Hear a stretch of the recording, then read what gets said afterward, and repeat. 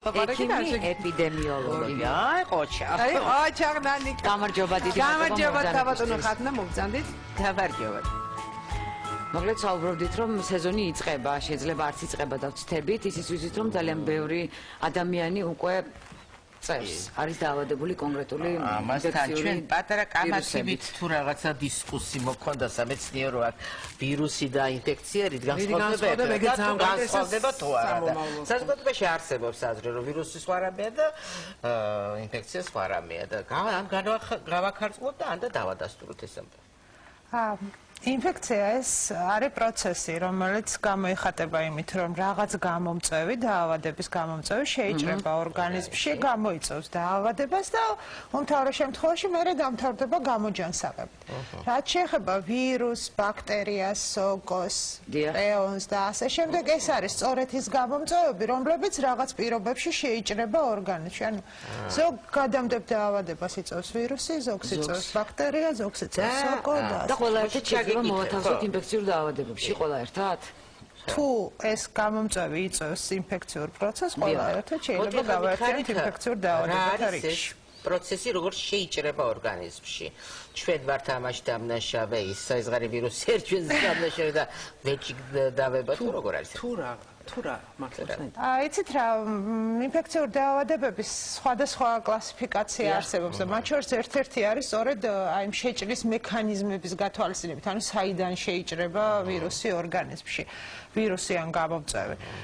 ეხლა რაზედაც გქონდა საუბარი, რითაც დაიწყეთ თქვენ რომ ბევრი ადამიანი ავად არის და ბევრი ხდება ავად, ეს უმთავრესად დაკავშირებულია ხოლმე რესპირაციულ ვირუსებთან ან გამომწვევებთან, რომლის სეზონი ფაქტიურად მოდის, ასევე გრიპთან, რომლის აქტივობა ახლა უკვე იწყებს მატებას და მათი შეჭრის ჩვეული გზა არის ხოლმე ზემორესპირაციული ტრაქტი, ანუ ცხვირი, პირი, სხვადასხვანი გარსები, თვალი და ასე შემდეგ. ანუ ჩვეულებრივ, ესე იგი, რას გუჩვენთ, რომ ხელები კარგად დავიბანოთ, ბავშვებს კარგად დავბანოთ და პირზე რა როგორ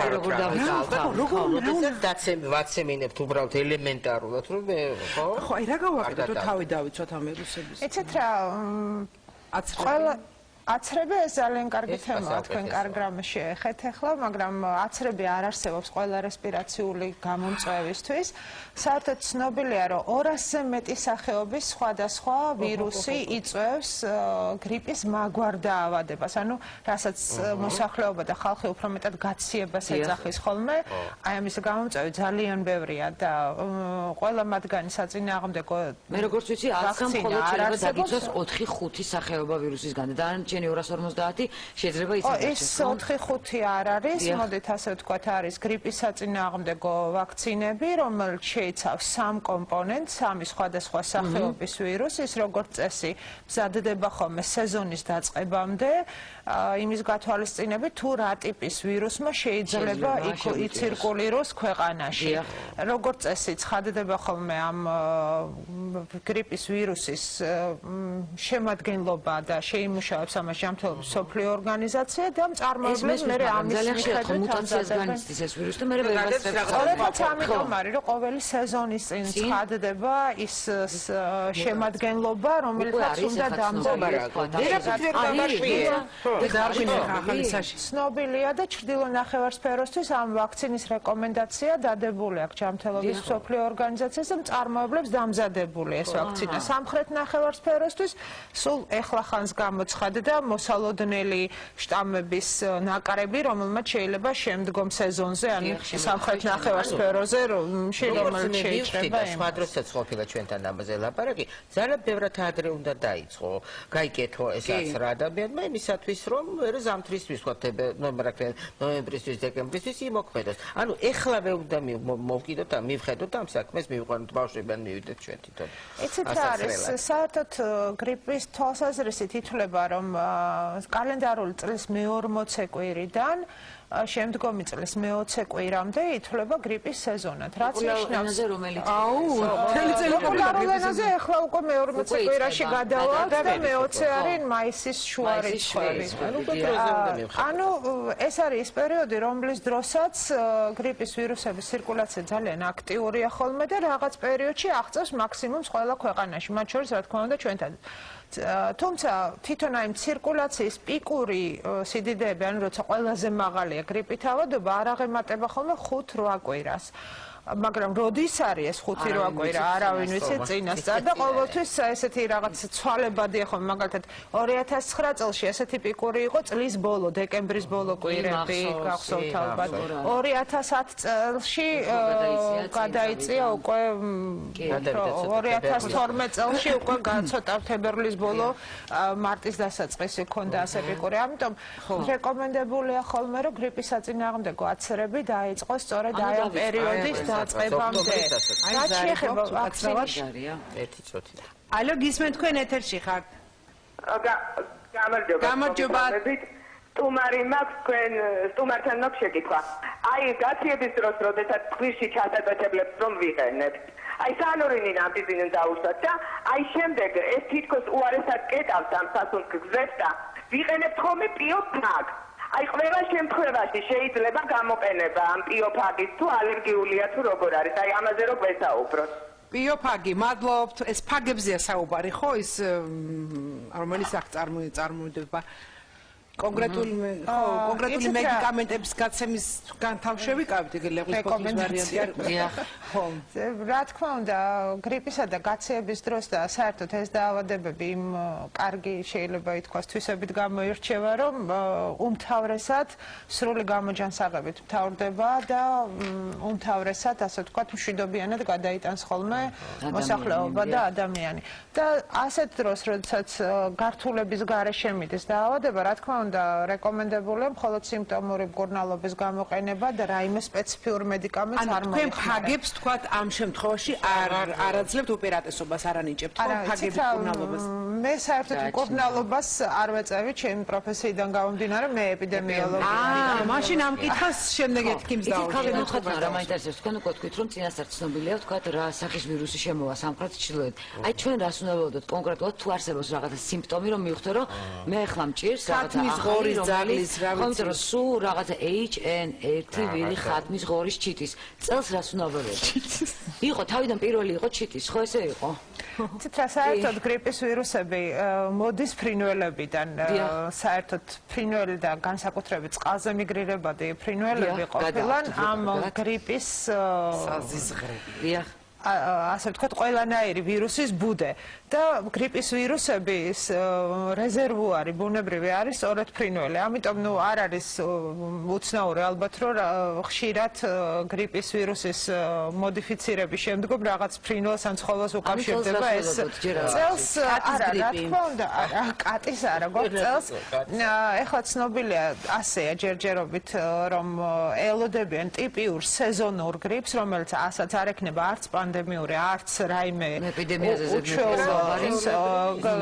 გავრცელების მახასიათებლები, ეს იქნება, მაინც იგივე ასოები უნდა გამოვიყვანო, AH1N1, AH3N2 და B გრიპის ვირუსები, რომელიც თავისუფლად ლაპარაკობდით მიგრირება, წყალზე მიგრირებად ფრინველებზე და რაღაცა ძალიან ხშირად ხდება, რომ ზღვიდან რო ჩამოდიან ადამიანები, განსაკუთრებით პატარები, მათ ემართებათ დიარეული ინფექციები. ამასთან ხომ არ არის ეს რაღაცნაირად დაკავშირებული, პოდი ვილაპარაკობთ დიარეულ ინფექციებზე.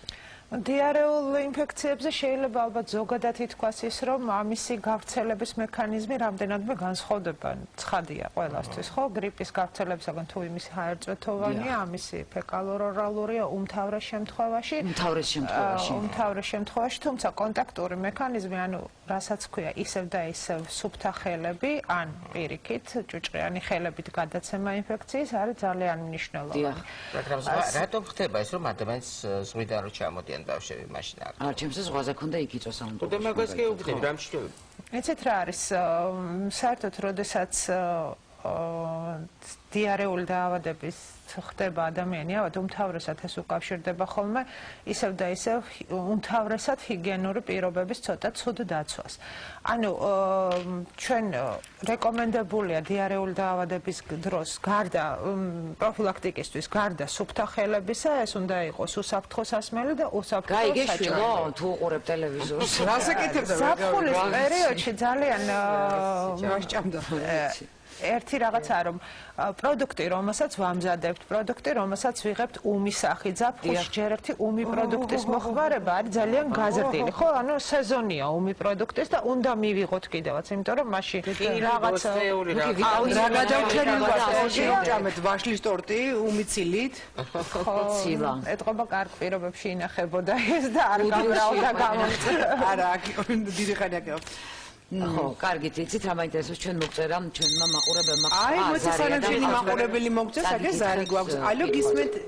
მადლობთ. აი, მაყურებელ, ესე იგი, ხო თუ თქვენ სტუმარს დავუსვით შეკითხვა, გარდა სახალხო ცნობილი პრევენციებისგან, ნიორი, თაფლი და ასე შემდეგ, რით შეიძლება სხვი დავიცვათ თავი. ნუ აქ საუბარი ისე ხელების დაბანას და ასე შემდეგ, თუ არსებობს რამე კონკრეტული მედიკამენტი, რომ ერთგვარი ანტივირუსული კედელი მქონდეს. პრევენციისთვის. პრევენციისთვის, აცრაზე არ არის საუბარი, აი თუ კიდე რამ არსებობს, ნუ არსებობს ცნობილია ცხურში მალამოსის ბავშვებს უსვამენ ხშირად. არსებობს კი ასეთი რამე, თუმცა მტკიცებულება იმისი, რომ ანტივირუსული პრეპარატების წინასწარი მიღება იყოს რეკომენდებული გრიპის გავრცელების დროს, რომ არ შეგხვდეს გრიპი, ცოტა ძნელი და რთული საკითხია. საქმე იმაშია, რომ როგორც თქვი, გრიპის სეზონი რამდენიმე კვირის მანძილზე გრძელდება, სულ ცოტა 23 კვირა ითვლება ხოლმე გრიპის სეზონად. აფეთქების დროს ეს ვადა გრძელდება, ანუ როცა ვიცით, რომ ქვეყანაში გავრცელებულია რაღაც კონკრეტულ ადგილას გავრცელებულია, გრძელდება 5-8 კვირა და 5-8 კვირის მანძილზე პროფილაქტიკურად ანტივირუსული პრეპარატის დანიშნა რეკომენდებული არ არის. თუმცა არსებობს ასეთი პრეპარატები და საერთოდ ერთადერთ პრევენციად გრიპის წინააღმდეგ მაინც აღიარებულია მხოლოდ და მხოლოდ ვაქცინაცია. მხოლოდ და მხოლოდ ნიორს ვაქცინაცია. უდალევ ყოველ შეჭამ მხოლოდ ისევ არ დაგელაპარაკება, არამედ შეიძლება არაფერს. კი ბატონო, ესეც კარგი საქმე. აი, ხაში სუნი რო ამოგივა. ალო, გისმენთ ეთერში ხარ? მოგესალმებით. მოგესალმებით. თუ შეიძლება ეს თქვენ სტუმართან არსებობს თუ არა ამ ეტაპზე საქართველოში გრიპის ვირუსის ვაქცინა და როდის შეიძლება რომ მივიყვანო ბავშვი აცრაზე? აჰა, მადლობა, ძალიან კარგი კითხვა. ანუ შემოვიდა უკვე ვაქცინა? ამ ახალი გრიპისთვის? დიახ. არის უკვე? არსებობს კომერციულ სტრუქტურებში. არის კომერციულ სტრუქტურებში, კომერციულ აფთიაქებში უკვე არის? აფთიაქებშიც არის და გააქვს ეს პოლიკლინიკებს, რომლებიც აწარმოებენ. და ასე კი როდიდან შეიძლება 0-დან 0 წლის როგორი თუ? არა, ყველა ვაქცინას როგორც წესი მოყვება თავისი რეკომენდაცია. უმთავრესად ეს არის კონკრეტული ექიმის გადასაწყვეტი, რომელიც ბავშვის პედიატრია, ის კონკრეტულად გადაწყვეტს რა უნდა გაუწიოს. ასე რომ ცოტა ხანი ახლა მინდა რომ დავბრუნდეთ ისევ ინფექციებიდან, ვაქცინები და ასე შემდეგ და დავბრუნდეთ ისევ თავად ჩვენ სალაპარაკოს და აძარებათ ეს ჰერპესი. და ხშირ შემთხვევაში გამოგვივა ხოლმე ტუჩზე რაღაცა, ისა რა ქვია, ბუშტუკი, მეც პომადას ვფარობთ ბატონო რაღაცა უსიამოვნო სანახავიცა და ამის შესახებ მინდა ვიყავ. რეკლამის შემდეგ ვისაუბროთ ამაზე, მე უბრალოდ ვიცი რომ აქ რო ამოგდის, იგივე ამოგდის ორგანიზმის შიგნით. რეკლამის შემდეგ გავაგზავნებთ ჰერპესის საუბარს, დაგველოდეთ.